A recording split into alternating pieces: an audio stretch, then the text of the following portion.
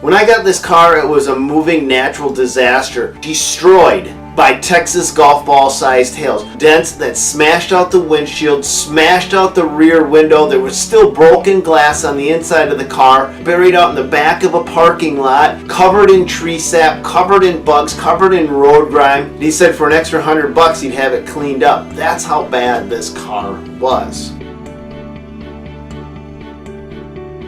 After I bought this car, I took it to 7 different auto body shops. Not one of them would touch it. So for under $1,500, I was able to turn this car around, make it look like something that wasn't an embarrassment to drive. First thing was cleaning the car up. Here's a little trick the body shops don't want you to know. You bring your car in, maybe it's got tree sap on it, or road grime, or vinyl decals, or window tint, and you need it removed. They bring it into the back of their shop and they use their magic formula to remove it. You know what they're using? Oven cleaner.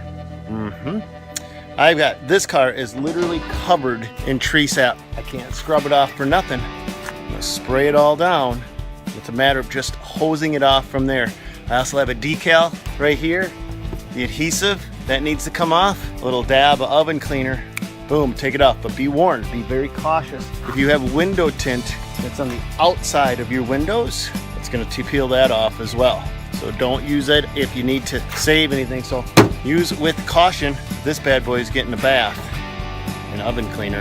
After I finally got all of the tree sap off the car and all of the bug goo off the car, it was time to update the grill. I recruited a little bit of help. Dirt Monkey Maniacs, I want to introduce you to my 10-year-old son Colton. We have a special project today. This thing needs a ton of work just to dress it up. The inside of this car is absolutely mint, but the outside, what do you think of the outside, Colt? Ugly is a good word. We're going to be starting a new project and we're going to be doing a bolt-on grill onto this car. Then we're going to change out the hood and we're going to do a lot of other fun stuff, so stay tuned. Let's get today's project started, boy. What do you think? He's excited. Let's jack the car up. Let's crawl underneath because we've got a bolt-on Phantom grill. The car is jacked up into the air.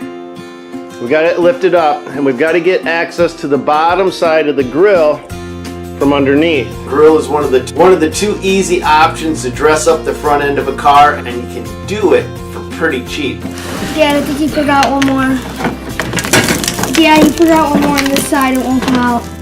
Over here I am, Dad. Yep, no, you're right. I got a couple pop clips that I did not quite get out, which is... Okay, pop clips are out. Colton's going to be... Boy, you're good. This grill cost me $150 total. Okay, Colts, the next thing we got to do, since this is a bolt-on grill, we got to pull the old Challenger sign off, which is right there. Pull that pops off pretty easy. I had it loosened up. I painted it. I didn't like it gold. Alright, so now we grab the new grill and we dry fit it in place, and then I'll go from the back side and secure it.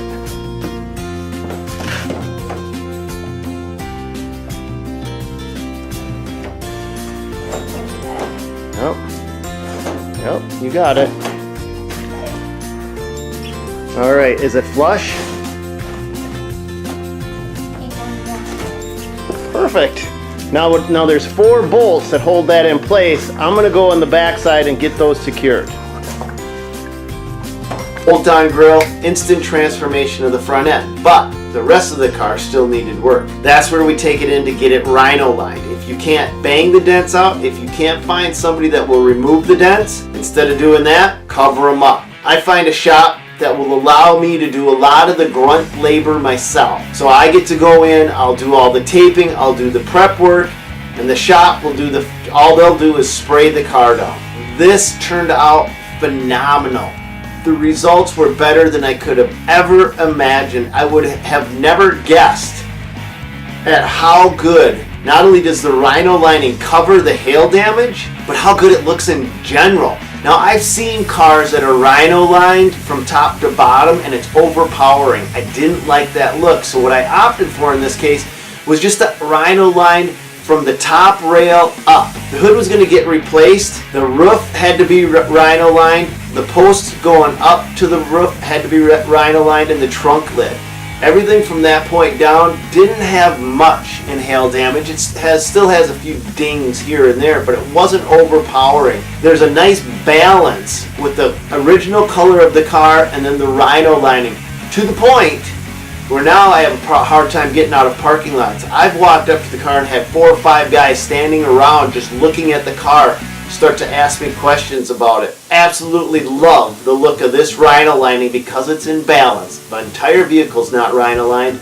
It's just a few select areas. Not only does it cover up the hail damage phenomenally, but it just adds a unique look to the car. Absolutely love this look. Next thing that I did was to balance out the car so it wasn't overpowered with Rhino lining, was to put a new hood on and to paint that hood the same color as the rest of the car. I went with an Amerihood. Strong, durable, and economical. The Amerihoods make great products. Also a functional ram air hood. A lot of the ram air hoods are fake. This actually allows cool air to get into the engine compartment, and I could hook that hood right up to a cold air intake, but I went with the Amerihood because they're strong. They're built to last, and I love this hood. It gives it its own unique style, but it doesn't break the bank doing it. So tell me about your car projects in the comments down below. Share some of your wisdom. God bless. Go get them.